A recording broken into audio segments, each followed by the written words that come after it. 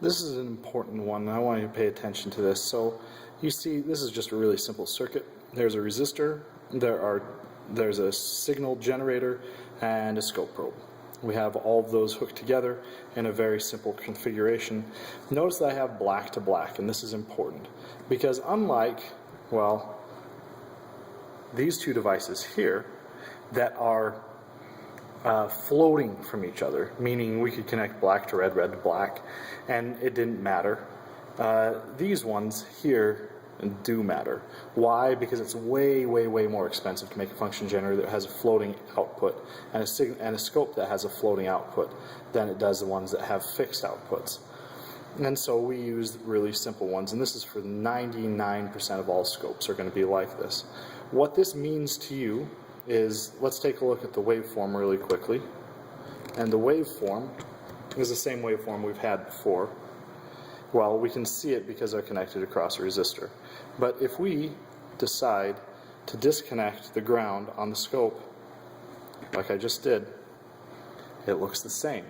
How can that possibly be, you might ask? Well, the fact of the matter is that the ground plugs in the power for both the scope and the signal generator are connected to each other through the power in the wall. That is why. Okay? Otherwise, our measurement would be completely off. And so, really, as long as we have a reference to ground, as we do here, then the signal will work just fine. In fact, it's so strong that I can simply disconnect there, and although the voltage is not over the resistor anymore, the voltage on the scope is still going to be measured exactly the same. The one thing that I do not want to do, and I won't do it, but I'll show you how you would do it, is to take the black probe from the scope and touch it up here. Now, it's not going to kill anything. I just don't like to do it.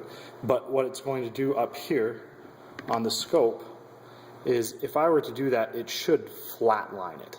In other words, it's like grounding our output of our signal generator. And so what we're going to have is our signal generator fighting against a grounding, and we don't want to do that.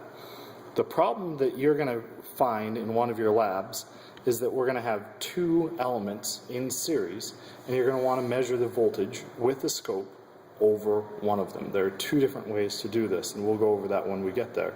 But the important thing is that when we have two different elements, we just can't take this over this element, and then if we had another element here with the ground on the other side of that element, we couldn't just take those two and do this, because what would essentially happen is we'd short out this second resistor, and that's coming up in a lab down the road just a little bit.